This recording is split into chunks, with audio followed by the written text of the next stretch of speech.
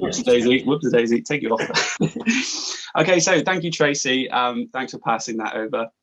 This is the athlete panel. So just to do a really a bit of housekeeping, it's a 25-minute chat with 10 minutes of questions. We just kindly ask you to mute yourselves whilst we're talking. If you have any questions, whack them in the chat, and Tracy's going to keep her eye out, collate them, and then we can put them to our fantastic athletes and ex-athlete as well, I should say, at the end of the talk.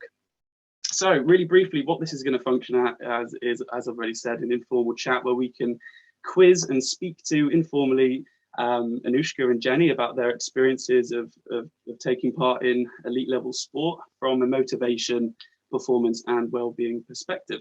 So without further ado, it's my pleasure to introduce the panel today. We're obviously being chaired by Adam and myself, but more importantly, we also have Anushka Bovill and Jenny Tong with us. So Anushka Bovill, is a former retired elite gymnast who now studies sport and exercise psychology at Loughborough University.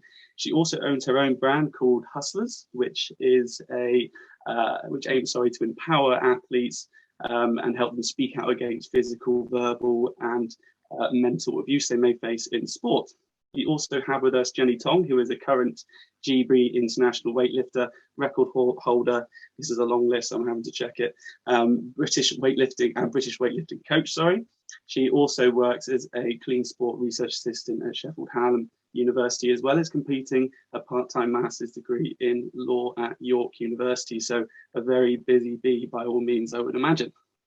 So just to get us started with, it'd be fantastic to hear a little bit more about and both of yourselves. So if you could just give us a little bit of insight into your journey up to now, so sort of key sport experiences, how you got involved in sport and those sorts of things.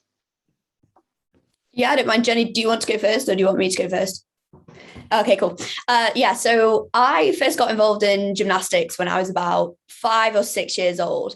A couple of coaches down from like my local kind of like leisure centre were like, in a nutshell, she's a little bit hyperactive and there's not a lot we can do for her here because she's like just throwing herself about and we think she could go to a high level basically. My mum actually did gymnastics when she was younger as well, so she thought it'd be a good idea to take me to another club. And then as time goes on, I went from club to club and then eventually ended up at Notch Gymnastics Club, which is the same club as the two Downey sisters that have obviously competed in 2 Olympics, I believe, between them. So yeah, that's how I ended up there. When I was 16, I unfortunately suffered a career-ending injury to do with my neck and ended up kind of taking a lot of time out from sport. I hated sport. I didn't want anything to do with it and it kind of chewed me up and spat me back out. And then it wasn't until I went to go and see my brother who lives in New Zealand who was like, I think you should get back involved in sport because like you love it and I think you're just denying it and you like putting your past trauma like ahead of you and stuff, that I decided that I was going to apply for Loughborough University to study sport and exercise psychology to pretty much just help anybody that has been in similar situations to myself. And obviously with all the kind of media coverage and everything surrounding gymnastics at the moment, that's kind of coming to light, which is it's good for us, but at the same time obviously it's highlighting a lot of things that we went through. And then in my first year of Loughborough sport, I wanted to start weightlifting. So I started weightlifting and have been doing that for about 2 years now. Actually have been coached by Jenny for a little bit. Yeah, ended up winning books this year and just pretty much just seeing how it goes. So yeah. That's fantastic. Thank you for that. And Jenny, do you want to give a little introduction to yourself as well? Yes. Hello, everyone. I am Jenny. I am a GB weightlifter. So I actually found weightlifting quite late in life. I say that I was 18, just about to turn 19, which by all accounts in sport is quite late. Prior to that, I'd had quite a turbulent few years. I got kicked out of school when I was 14. I missed a few years. I had a few problems with drugs and the police and things like that, and then somehow found my way at university up here in Sheffield. And I remember just having a moment where I thought, this is really an opportunity for me to not so much reinvent myself, but to try something new. and to commit myself to that, and to explore different avenues of myself and my abilities. And I actually was looking for wrestling. I wanted to try wrestling because I did judo for a few years as a young tween, as such, and I quite enjoyed it. I thought, judo wrestling was a really good crossover there. Down in the W's, there was no wrestling, but there was weightlifting, and it caught my eye. And I thought, oh, okay, I thought about it. Went along to a sports fair, and I was walking down the aisle. To the right of me was rugby. To the left, just in the distance, was weightlifting, the stand. And I kind of meandered past rugby because they were really loud, they were being really boisterous, and I was really unsure of myself. I'd not done any sports since I was about 11, 12. And I kind of gazed across to weightlifting, and then quickly looked away, and the girl must have caught my eye because she just went, you'd be good at weightlifting. And I was like, oh, okay. So I signed up. It was a free taster session. I thought, I've got nothing better to do. I don't know anyone here. I went along, and they've not been able to get rid of me since. I now run the club. I've been there for 5.5 years. We've gone through a lot. They've been part of my journey, and through the work that I've done with them, we've won multiple awards, and it's been a great experience. And yeah, ended up being all right at it, I guess, and competed internationally a few times. And then with commitment over the few years that I've been into it in the sport and in and around the organisation, I realised that there was quite a bit falling short, if you like, in terms of athlete interest within the organisation. And so I started being a bit more vocal in AGMs and things like that, and found myself working for them, and I'm now on the board of directors. Now they can't get rid of you. No, they're stuck with me now. You're stuck with that. So it sounds like you both got quite different reasons for almost getting involved in sport. Anushka, you sort of fell into it because your parents were sick and tired of you, basically, and wanted you to burn your energy elsewhere. Yeah, that is pretty much it. And throughout my life, that seems to be a common theme as well. They're like, can you just go and do something, please?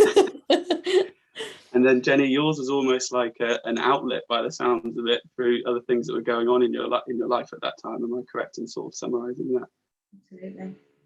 So what was it that sort of kept you playing and kept you involved in sport? Those were your initial whys, as it were. But what was the why that was sort of persisting when you actually, got more involved into your sports? Do you want me to go first? Yeah. Well, in all fairness, I think I was listening to a couple of the perfectionism presentations earlier, and looking back now, obviously I'm 22, and I was in gymnastics from 6 till about 16. When I look back, I as a child was off the scale for being perfectionist. If I'd had a goal towards something, I was going to attain it, and there was nothing that anybody was going to say that was going to stop me, to the unhealthy points, i.e. like not going out and seeing friends, kind of like not being able to eat or think about anything else. It was very much, if there's something that needs to be done, I will do it, and I will count on myself to be the person that would do it. Gymnastics, on the other hand, though, was a little bit, it gave me a nice part of best of both worlds in terms of actual physical challenges, and the also creative outlet as well. A lot of the time, obviously, because going through normal like developmental phases, you going through school and all that kind of stuff. I liked school, but it wasn't like a very much active part. So I could go into school, I could write, and in my head as like a 14-year-old, this is boring. Like, I don't want to do this. I want to swing around some bars. I want to throw myself into walls. I want to just do anything I can to get the energy out of me. And gymnastics was just my first love. Like, I would have given anything to be at the very top. So I guess it's just like I say, it's the marriage of the two concepts. The fact that it was physically challenging enough for me, because like I say, very hyperactive, so nothing could get me to stop.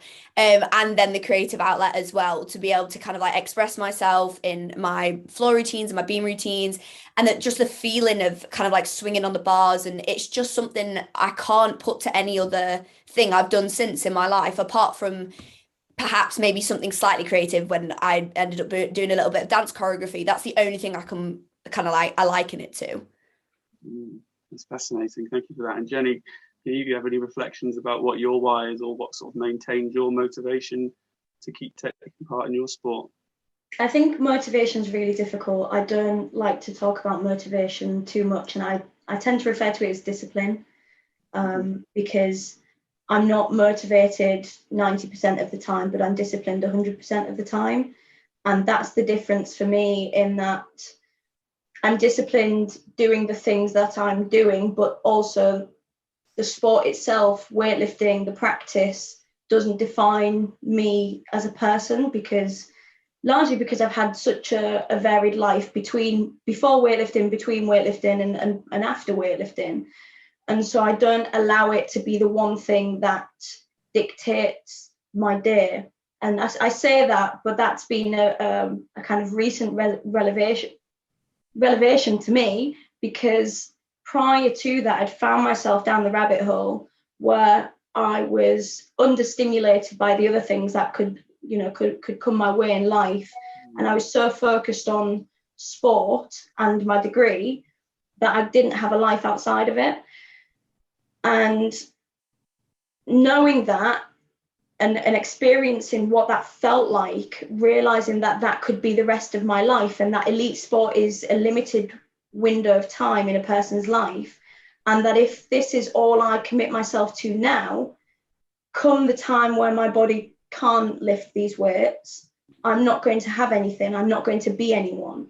And I didn't want that for myself. And so it was very much a case of broadening my horizons and adding strings to my bow. And I can now say that whether it's as an athlete or as a coach or a young professional, I've not been happier in a period of my life than now that I'm taking some form of control over my motivation. I think, sorry, Adam. No, I was just going to ask about the role of social media, because we know social media is obviously a huge thing for athletes, but do you think for you guys it's had an impact on your motivation or your discipline at all, the role of social media, and also, what role do coaches play in influencing how athletes use or listen to social media? And do you think there's anything more that could be done in that area? Well, I mean, I'm a bit on the fence with social media. I think it's a great tool. I think it's amazing for getting visibility out there. It's amazing to be able to voice your own opinion. It is a great tool. Obviously, we do know the downsides of it. My issue is when in sport it becomes something that the coaches think they need to control. I think it's something that needs to be made aware, have awareness of. So, for example, there's nothing wrong. Obviously, all the athletes I've trained with, obviously the majority of them do have social media. I think the problems start to come when the coaches are saying like, oh, we must control this. Because for me personally, and the things that I study at uni, you're adding or you're constructing this identity for this athlete that isn't necessarily theirs. It's what the NGB or what the culture of the sport thinks they should be. And that in a lot of ways kind of causes a lot of problems, because then you're almost creating this athlete that's, okay, we want you to, like Jenny says, we want you to be motivated all the time. Well, reality is that nobody's going to be motivated all the time. It's like she says, it's discipline, or it's something else. Everybody has their own reasons for doing things or for not doing things. And a lot of things are taboo that you don't want to talk about, mental health being one of them, being the slightly less extreme version. But a lot of the times when athletes come out with mental health kind of difficulties and they put it on social media, there's immediate backlash to it. And I understand that it's a very difficult kind of double-edged sword, because you have the support network that wants to help the athlete, but you also then have the backlash from the people. So it's like, if we're going to tell them not to use social media, that's kind of getting rid of that freedom for them. I think it's great for getting people involved, and I know a lot of my friends have done a lot of good through doing that, but I think there are still a lot of issues with it. Yeah. And how about you, Jenny? Similar kind of feelings, or? Yeah, I mean, I always believe that comparison is the thief of joy anyway. And with my sport, it doesn't matter what anyone else is doing, because at the end of the day, no one is going to lift that weight for you. No one is going to go to the gym 6 days a week and lift the weights and put in the hours and do the rehab and do the recovery work. No one is going to do that. So you can sit on social media for as many hours as you want, scrolling and comparing and feeling sorry for yourself. But at the end of the day, they're not going to win those medals for you. And also, everyone's built differently. Not everyone, this is a reality that unfortunately in sport we don't talk about, is that not everyone can be a champion. And that's okay. That's okay. Why is it we only tell kids that it's the participation that matters, not the winning? Why do we not reinforce that with adults as well? Because it takes a lot to be where you are. So give yourself credit where it's worth. Like, give yourself a pat on the back, because not everyone can achieve even close to what you've achieved. So when we talk about social media and the negative effects that has, I think it will affect you negatively if you allow it to, and if you want it to. There are mute options. You can mute people, you can mute your main competition, you can ignore them, or you can simply not look or not follow them in the first place. And that's not necessarily always easy for everyone, because it, a temptation and all of that. But ultimately, if we have some self-control and we understand that what they are doing, we cannot control, and what we are doing, they can control by virtue of the fact that we allow them, just because they get into our heads by virtue of existing on a social media platform. And in terms of how a coach might deal with that, I think it's important for the coaches to be realistic with the athletes and say, well, do you think they're losing sleep over you? Are you putting in the amount of work that they are? Yes or no? If yes, great, keep doing what you're doing, and that will come to fruition at some point. But ultimately, you can scroll all you like, it's not going to make any difference to the weights that they lift. Is there anything that you, in your experience, that has helped either yourselves or people that you know or other athletes to get away from social media or to approach it in a different way? I think the mute button is great. I have done that to half the people I know and they've got no idea. It is great. But I think, to be honest, I think like in anything in psychology, it's not as simple as just, this causes this. Unfortunately, I would love it to be that simple, because it would make everything so much easier. But it's not. And I think the greater point of it is that we, as each sporting culture, puts a ridiculous amount of emphasis on social media, on this kind of like aesthetically, or on the surface, you must look perfect. And that will only kind of like reduce the more we talk about things that we don't think athletes get involved in, such as mental health issues, or like crime, or all these kind of things. Because at the moment, as we stand, obviously, if I went to anybody's profile who had like a blue tick, it would be very like nice, like, oh, this is what I did at training today, it always goes this well, I landed this perfectly, or I did this great. And it's like, that's not the truth. So I think for younger generations coming up, we can't ignore it. Social media will be a part of our lives. It makes far too much money to remove it. But we must make them aware of not just the dangers, so to speak, but how to present yourselves, and remind them that not everything you see on social media is real. And that, like Jenny says, the real practice comes in practice. It's not making people see, you're not trying to say get a new tumbling pass to put it on Instagram. You're getting a new tumbling pass to put it in your flow routine. It's reevaluating where those aims and goals are. Jenny, have you got any strategies that you're aware of, or you've used or seen other athletes use?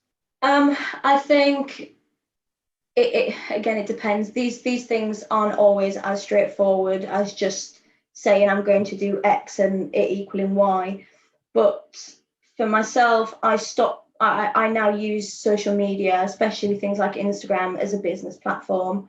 It's a business exchange for me, and anything that isn't is on like my close friends, and that's it. I'm not actually that interested in scrolling in the first place. It's a platform for me to advertise myself as an athlete and as an individual. But I realise and I appreciate that not everyone can do that. And for some people, it is just a space for you to go and explore and do things. But also, I think having the right understanding, like Anushka said, of the fact that not everything you see on social media is real. It is a show reel, the highlights, the best bits of someone's life. It is very rare that you see someone showing you themselves on a bad day, or showing what a bad training session looks like. And that's because we don't want to. we shouldn't have to force people to only to show their whole selves. If I want to show the good bits, I will show my good bits. But for the watcher or the reader, it's important that they understand that this is just a small snippet of a much bigger picture. And I think that maybe comes in education, educating people early on, whether that's at school, whether that's within the national governing bodies, and so that the athletes have a better understanding of how to use social media for their well-being. Mm-hmm. Clearly, as clear as that, this is a well-being session for social media, because we know it can be a very toxic environment, as opposed to, simply saying just mute someone. It's not that straightforward. Yeah, I was going to say, one of my friends said something the other day that really stuck with me, and she said people only ever post on social media when they have a reason to, and that really stuck. And I was like, yeah, you're right, actually, it is just a highlights reel, isn't it? Really, really interesting. Yeah, that's fascinating insight in terms of how you go about using that, but also, the role national governing bodies play in this, maybe from a marketing point of view. And just moving on now in terms of focusing a bit more on performance. So what did a kind of really good performance or a really poor performance look like to you?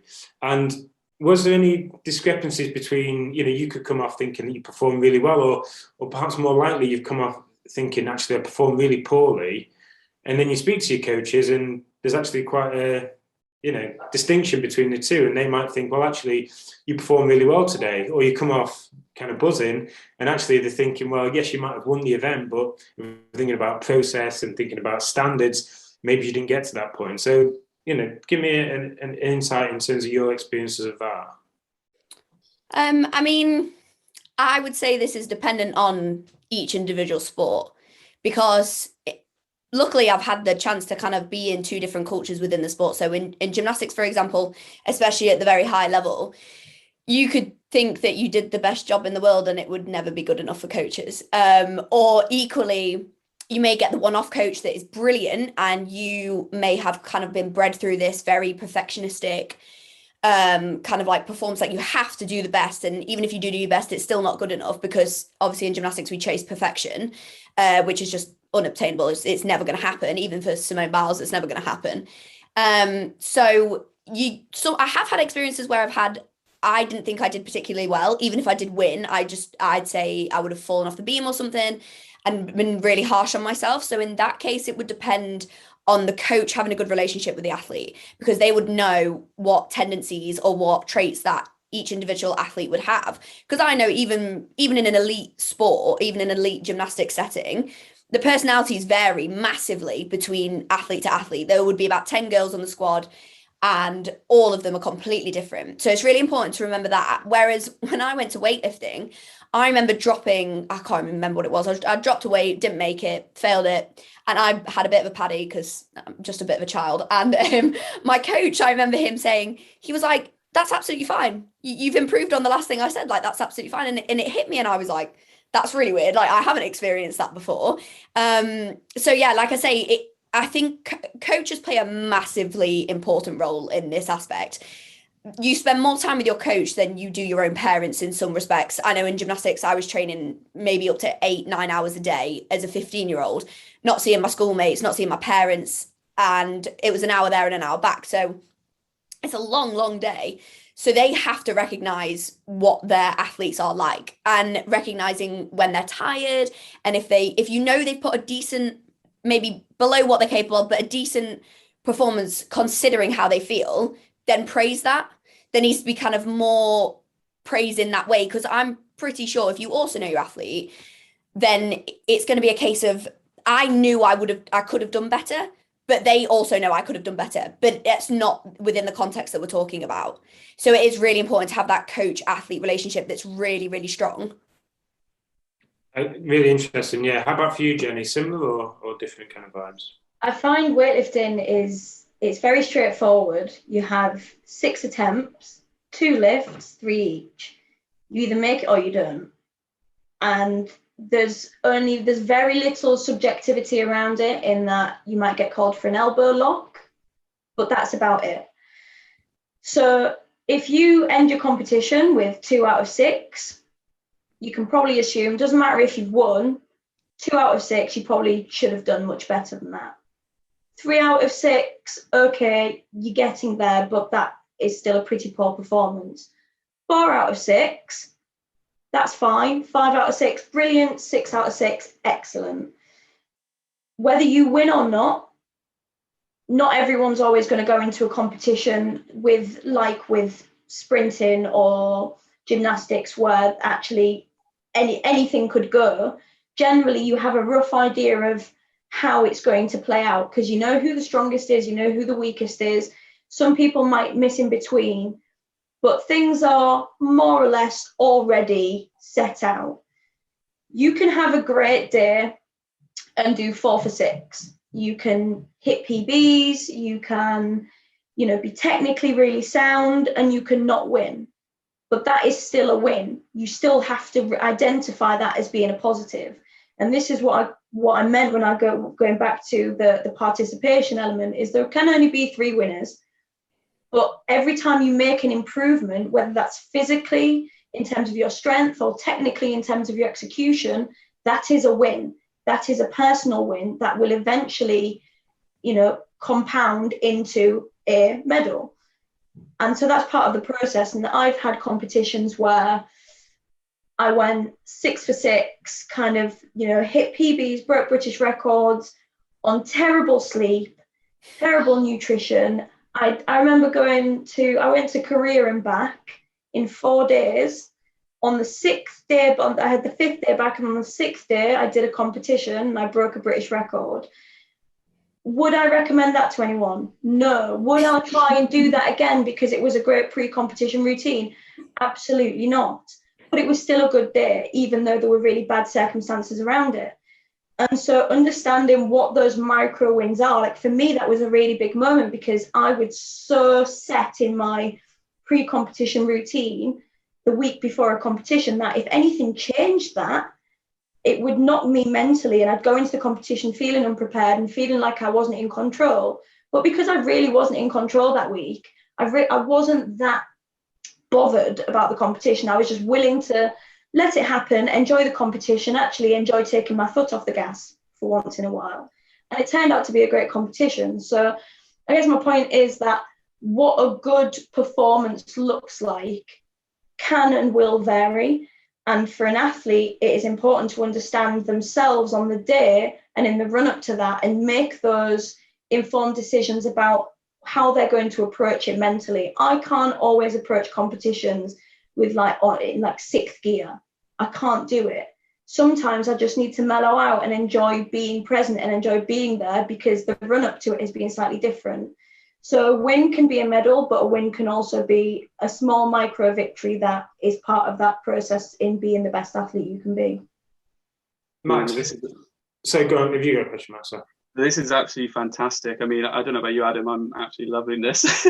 And I've got so many questions buzzing around in my head, but I'm also very conscious of time and wanting to open it up to the floor to make sure anybody listening gets as much information from Anushka and Jenny as we are as well. So if anybody has any questions on the floor, then feel free to come on the mic or put it in the chat and we can ask them. Just while we're waiting for that, Max, because I'm going to be greedy here. But I'm just interested. I'm really interested to hear, because we talked a lot today. Different speakers have talked about dealing with a poor performance or a bad result. And those two things might not always be the same, as you know. But what from your experience, if you could give any examples, what's the best thing a coach has done for you when you've had that poor performance and they can tell that you're down at that point, it's not gone to plan? What is the best thing that they've actually done to try and help pick you back up, give you that support? What does that actually look like to you as athletes? Gosh. Well, I'll go first. I think time. Their time, and this is something that I really struggle with. I don't have a coach. I coach myself, because one thing that I realized very early on is that no one is ever going to be as invested in me and my performance as myself. And no coach can care about me as much as I care about myself. And it was that realization that there's only so many hours in the day, and they can't necessarily always sit down with you and go through what could have gone better, what the build-up looked like, look at those micro lifestyle factors that might have impacted you in some way that you didn't realize it was impacting you so much. But one of the best things that someone could have given me at a really low point a few years ago was their time and their belief and their willingness to put in place a system that would help me in some way. And that system was independent. It meant that I then would take that away and apply it myself, but that whatever happened, I knew that I could pick up the phone and they would give me their time. That's not necessarily something I feel comfortable demanding from someone, so I then don't feel comfortable having a coach. But for me, that was the biggest help that I've had and I've experienced, and the biggest impact. It had the biggest impact. And I mean, that's interesting because we can talk all day about the technicalities of things and the technicalities of what support looks like and things like that, but it just shows there that, yeah, something as simple as time can be the biggest factor. How about you, Anushka? Yeah, I was going to say, actually, I think a lot of the time coaches focus a lot or quite a bit too much on being very textbook about everything, like kind of like, here's the research, this is what it's shown, it's good for the majority of people. Whereas I feel the best thing that, I mean, to be honest, people can say anything to me when I'm at a low point and I'll probably cry. So any help is much appreciated. But like, the best thing that a coach has ever done to me is literally just sit me down and just forget that I'm an athlete for a second, forget I'm doing sport for a second, and just talk to me about how I'm feeling in the moment. Because I think a lot of the time, like I say, like the athletic identity takes the foreground and they forget that the person actually competing has all these different life experiences. Like Jenny and I, we have completely different life experiences. And instead of looking at that poor performance and being like, well, why did the poor performance happen? It usually, like I say, I mean, I think me and Jenny are fairly similar in our like athletic drive. So we know we have to show up. We know we need to do things. We know what needs to be done in order to win or in order to do better for ourselves. And what I need is, or what I did need was somebody to kind of sit me down and be like, but why have you turned up feeling this way? What is kind of like the backlog? What has happened over the last couple of weeks? Don't take it as a snapshot. Take it as, like more over time. And how have we arrived at this current conclusion that we're at? And like I say, coaches, another thing is they need to realize they can only do so much. Yes, they may be fully qualified. They may have all the numbers. They may have everything and the reputation, the experience. But if you have an athlete that feels so passionately about their sport and so deeply, you have to kind of recognize that they are going to feel pretty bad because it's so close to home for them. It's so close to who they are as a person. They know they can do better, that it's going to hurt them, and not in a way it should, but it kind of should, because it shows that it means a lot to them in that it is hurting them. Obviously, what you have to look out for further down the line is if it's reoccurring, and the kind of like negative things that come with that. But yeah, just remember that your athlete is a human at the end of the day. And if they've had a bad performance, it's not on coaches particularly, it's just on that person and how have we arrived at this point and what can we do as people to people and feeling empathy for one another. What can we do to make that better? I wonder if have we got time for one more question, Tracy? Perfect. So one thing which I feel has been sort of popping up throughout all this chat is this idea of identity.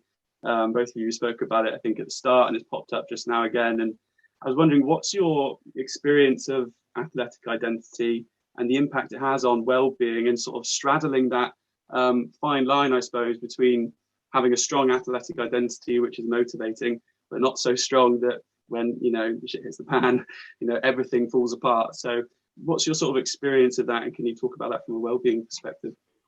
So, I mean, Jenny will probably know this, but I was absolutely horrendous when I was younger. I was awful. I was Anushka the gymnast, and that's what everyone knew me as. That obviously leads to a lot of issues when this lovely idea of a dream reality that you've got kind of doesn't happen. So I think it's really, for my well-being personally, and the reason that I kind of went to uni and stuff was the fact that at around 16 years old, when I had my injury, for about 2 years before that, I had really been suffering with like I wouldn't say low mood. Like, I mean, it was diagnosed as depression and anxiety. But obviously being 14 years old, that's not unusual, but there are warning signs there that people should have spotted, because I was so like perfectionist. I would turn up to training like and get everything done. I would remove myself from groups and be like, I have to do my work. It was never a fun thing for me as per se. It was just something I had to do.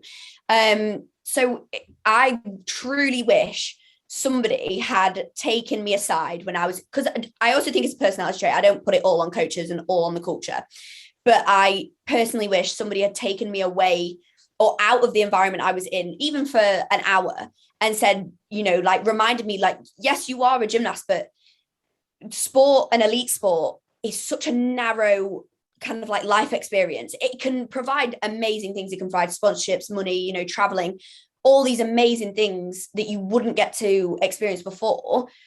But those are the only things you can experience as a result. You can't have anything other than, you know, you can't have like all the friendships that you may have if you weren't in sport. You can't have the other job opportunity, the career opportunities. You can't really focus that well into academia if you're a full-time elite professional athlete who's being paid to do what they do. So a really important aspect is to just remind athletes that they are amazing at what they do, but you are so much more than that as well. And if that is to be taken away, you're going to have a lifetime worth of things to do, because often, obviously, if that all falls through, it's not unlikely that a lot of athletes and elite athletes go on to depression, you know, like suicide ideation and all these awful things. When if we just started an early intervention to say, like, yes, you are these things, but what else are you? I'm a sister, or I'm great at this job, or I'm really creative, or I do this. You would have kept that identity so much more open, and the longevity of that athlete probably would have been longer anyway. Jenny, have you got anything to add on top of that? As a fantastic response. Yeah, I just to reiterate what Anushka said, like making sure that they understand that they are so much more than their sport is really crucial to them being able to build a life for themselves that they envisage living forever, right? Because this is without being cliche, you do only get one life. You get one period of time for you to enjoy. And I have this incessant fear of looking back and regretting, because I've got to a point in my life thus far where I don't regret a single thing. Any of my atrocious decisions, my best decisions, I don't regret any of them, because without them I wouldn't be who I am, and I'm incredibly grateful for that, and I wouldn't be where I am. But I have that privilege because I came into the sport very late, and I already had a well-formed identity. By the time I was 18, 19, I was very clear on who I was. I was already going to university to study politics. I wasn't going to be an athlete. Being an athlete is something that found me, in a sense. I didn't go out searching for it. And that has allowed me to be Jenny. I'm still Jenny. I am very much seen as an athlete, but I am still the different facets of my personality. I'm still my stupid self, as Anushka will tell you. I don't hold back punches because I feel like I need to be PC, because I'm an athlete and because I'm a face of something. I am there because they choose for me to be there, and then that's on them. So I'm very true to who I am and to being the person that's going to make me most fulfilled and most happy. This is really strange for someone who's an athlete, I actually don't have any goals.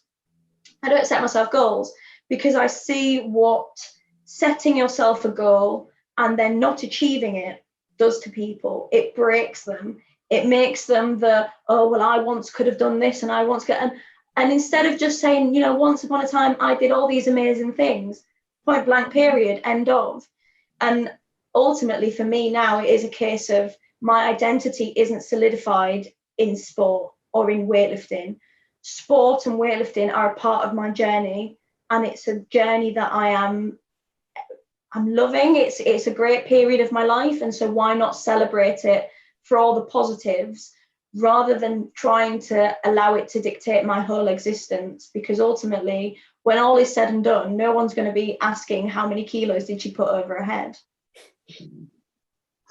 Yes, I suppose not. No, I think this is fantastic, and like I said before, I feel like we could just keep talking because there's still so much that me and Adam and Tracy had down on paper that we wanted to ask you. But I'm also conscious of time. Where are we at, Tracy, in terms of timings?